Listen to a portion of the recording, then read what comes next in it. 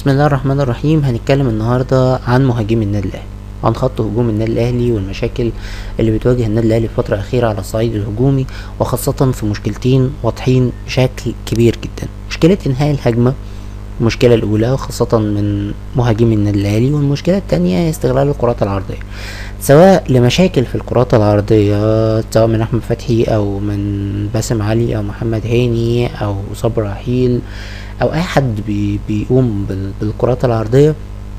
دي مشكله كبيره عند النادي الاهلي، او في انهاء الهجمه.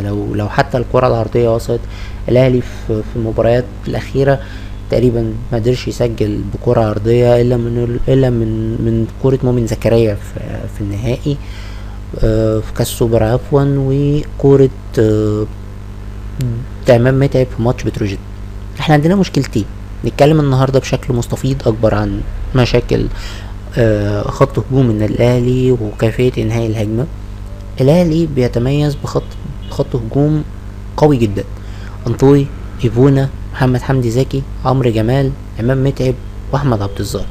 كل لاعب ليه امكانيات، كل لاعب ليه طريقه لعب وليه امكانيات فنيه، امكانيات بدنيه مختلفه عن اللاعب التاني. هل مشكله النادي الاهلي في حته انه بيلعب براس حربة واحد؟ دي مشكله. هل الاهلي محتاج يلعب باتنين راس حربة؟ ولو هيلعب باتنين راس حربة هما مين الاتنين راس حربة؟ طب لو هيلعب براس حربة واحد هو هيكون انهي راس حربة؟ اسئلة كتير ملهاش اجابة واضحة، يمكن او اجاباتها ممكن تبقى متعددة. انا وجهة نظري الشخصية الاهلي محتاج يلعب باتنين راس حربة، ملهمش حل ايفون وانطوي. هيكون البديل الكفء قوي هو عمرو جمال لانطوي، محمد حمدي زكي لايفون. عندنا احمد عبد الظاهر وامام متعب على الدكة او موجودين. امام متعب هو التغيير الامثل للنادي الاهلي خاصة في اخر ربع ساعة لامكانيات كتير. هنتكلم عن كل لاعب، امكانياته، نتفرج على جزء من الاهداف لكل لاعب. هنبدأ بايفونا، اللي من وجهة نظري انا الشخصية انه المهاجم الاساسي او المهاجم الاول في النادي الاهلي. امكانياته تختلف تماما عن اي مهاجم تاني في النادي الاهلي. لو فرجنا عن اهداف ايفونا هنلاقي ايفونا من الشخصيات اللي بتتميز بالسرعة، بالقوة، بالضغط العالي، برؤية عالية جدا للملعب، التايمينج بتاعه حلو جدا سواء في الكرات العرضية او في التحرك، قوة بدنية رهيبة. ايفونا عنده امكانية كبيرة جدا. لو بصينا على كم الاهداف او الكرات بتاعت ايفونا دايما بيستلم الكرة وهو وشه للجون، بيستلم الكرة وهو رايح للجون، ما بيستلمش الكرة ابدا وظهره للجون. كل الاهداف كل الكرات بتاعت مليك ايفونا هنلاقيها بالمنظر ده. لو اتفرجنا هو ما استلمش الكرة ابدا ووشه او ظهره للجون، هو دايما بيستلم الكرة ووشه للجون. عنده رؤية اكبر، مساحة اكبر في الملعب، بيقدر يباصي بشكل كبير، يقدر يمرر. الجون ده يوضح امكانيات ايفونا المهارية البدنية في الضغط العالي، في الرؤية، في انهاء الهجمة. هدف الجابون في منتخب المغرب، الجون ده من اجمل اهداف مليك ايفونا في مسيرته الكروية. ايضا الجون ده ساعة ما كان لسه بيلعب في الوداد، قطع، بصوا السرعة، امكانيات بدنية، وبينهي الهجمة دايما بشكل مميز. كمان ايفونا يقدر يلعب على الطرف، عرضياته متقنة، كمان عنده قدرة كبيرة على التمرير. فمالك ايفونا وجهة نظري في حالة ان الاهلي هيلعب براس حربة واحد هو محتاج انه يلعب بمالك ايفونا. هيلعب باتنين راس حربة فلازم يكون مالك ايفونا احد الاتنين راس حربة. دي مناطق اللي بيتحرك فيها مالك ايفونا او بيستلم فيها الكورة، دي اماكن لعبه، دي اماكن الخطورة بتاعت مالك ايفونا. بيستلم جوه المنطقة وبره المنطقة وعلى الطرفين. دي تحركات مالك ايفونا. دائما بيكون ساقط في نص الملعب، هو مش اللعيب اللي بيكون موجود في الملعب من البداية او مش بيكون موجود في قلب المدافعين او في حضن المدافعين، لا هو دايما بيكون في نص الملعب، بيستلم او بيخلخل الدفاع بحركته، بهجومه، بضغطه، عشان كده ايفونا من اللعيبه المميزه. دي نقط انهاء الهجمه، اخر لمسه لايفونا قبل ما بيجيب جول. دايما ايفونا بياخد الكوره من ورا وبيدخل بيها منطقه الجزاء وبيسجل. ايفونا ما شفنالوش كرات كتير او تسديدات كتير من بره المنطقه، لا هو بيعتمد على القوه والسرعه، بيدخل مهاره التسديد، مهاره انهاء الهجمه بشكل كويس. دي امكانيات مالك ايفونا.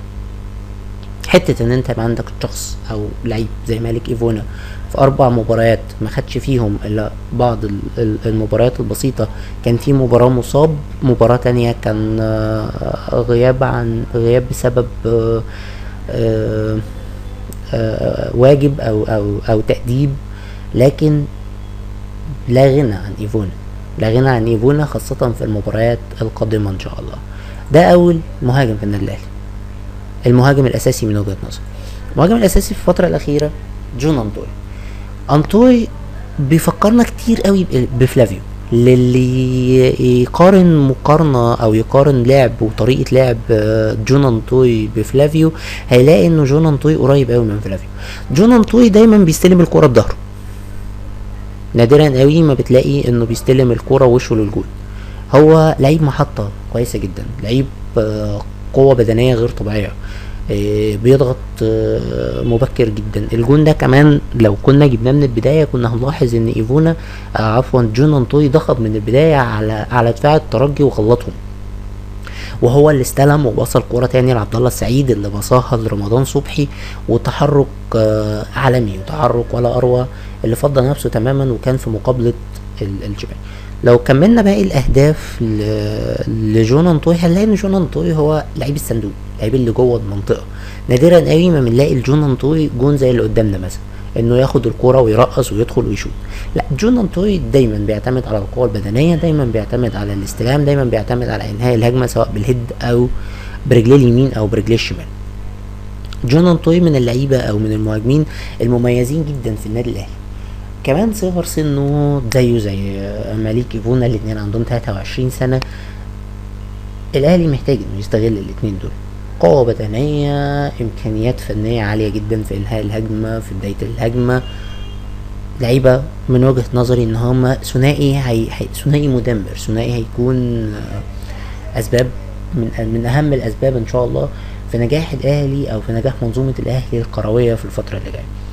من اللعيبة تقدر تستغلهم، عندهم طموح كبير لانهم لسه صغيرين في السن، كمان عندهم امكانيات بدنية وامكانيات فنية رهيبة تقدر تستغلهم لو الاتنين لعبوا جنب بعض. مالك جون انطوي يختلف عن مالك ايفونا. لو بصينا لنقط تمركز مالك جون انطوي دايما هنلاقيها جوه الصندوق، نادرا قوي ما بنلاقي ان جون انطوي بره. تحركات جون انطوي برضو بتكون في اضيق الحدود. جون انطوي دائما وابدا ما بيستلم الكرة امام منطقة الجزاء ب10 ياردة بالكتير، ما يكونش اكتر من كده. ما بيعرفش يجي من ورا لقدام بشكل كبير. جون بينهي الهجمة جوه المنطقة حلو جدا، امام المرمى، على اليمين، على الشمال. دي معظم مناطق انهاء الهجمة الخاصة بجون انطوي. لعيب هداف برجليه اليمين برجليه الشمال زي ما قلنا، كمان لعيب يقدر كويس جدا. عشان كده الاتنين لو لعبوا جنب بعض تقدر تحللك ازمة انهاء الهجمة من الاتنين المهاجمين، لان انت اديت حرية للاتنين. الاتنين هيهدوا في اي دفاع، بجانب ان الاتنين على قدرة عالية جدا في استغلال الكرات العرضية. الكرات العرضية لو اتظبطت في وجود الاتنين دول، الاهلي هيكون بيكسب مرتاح كل ماتش ان شاء الله. ممكن 2، ممكن 3، ممكن اكتر من كده كمان، طبعا حسب كل مباراة، لكن هيكون يعني ده بشكل كبير. المهاجم الثالث اللي هنتكلم عنه الغزال عمرو جمال. وجهة نظري ان ده المهاجم الثالث في الاهلي. ده المهاجم اللي لو ركز وحب انه يكمل بشكل اكبر، وحب انه يثبت ويدي عطاء بشكل اكبر، هيكون هو المنافس الاول للاتنين المهاجمين في النادي الاهلي، وخاصة جون انطوي. عمرو جمال ما يفرقش كتير عن جون انطوي، هو دائما بيستلم الكرات جوه المنطقة، موجود بشكل جيد جدا جوه الصندوق، تمركزه جيد في انهاء الهجمة، في استخلاص الكورة، في التسجيل. لعيب هيدر، بيلعب رجليه اليمين والشمال. كان كده عمرو جمال انا وجهة نظري انه محتاج يركز، يبعد عن اي شد عصبي، يبعد عن اي افكار ممكن تبعده عن الملعب. محتاج انه يركز في الملعب، وان شاء الله الفرصة جاية. محتاج لما الفرصة تجيله يستغلها، لان هو كان هو المهاجم الاساسي في النادي الاهلي، ولازم يفتكر انه في يوم من الايام هو كان المهاجم الاساسي في النادي الاهلي. هنلاقي عمرو جمال دايما متمركز جوه المنطقة، ما بيستلمش كتير بره. عمرو بيرجع لواجبات دفاعية. عمرو المهاجم، عمرو اكبر لاعب في النادي الاهلي، او اكبر لاعب في مهاجمين النادي الاهلي بيقوم بالدور الدفاعي. اللعيبه الباقيه ما بتقومش بالدور الدفاعي زي عمرو جمال. نفتكر عمرو جمال كان بيسقط لنص الملعب، او يمكن بعد نص الملعب كمان، عشان خاطر يقطع الكوره ويطلعها رمي التماس. دي امكانيات عمرو جمال. دايما تحركات عمرو جمال زي تحركات جون الطوي تقريبا في انهاء الهجمه. هو بيتحرك في ال10 ياردة اللي قبل منطقة الجزاء، بيدخل جوه المنطقة وبيسجل. معظم كرات انهاء عمرو جمال من امام المرمى،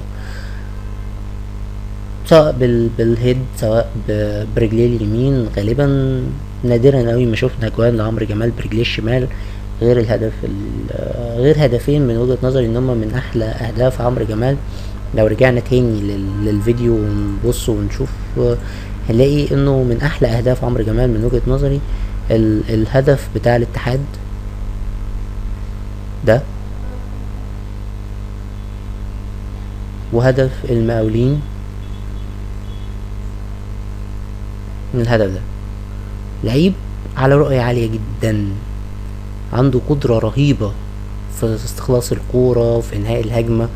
فعمرو جمال من اللعيبة اللي لازم تاخد فرصتها ان شاء الله.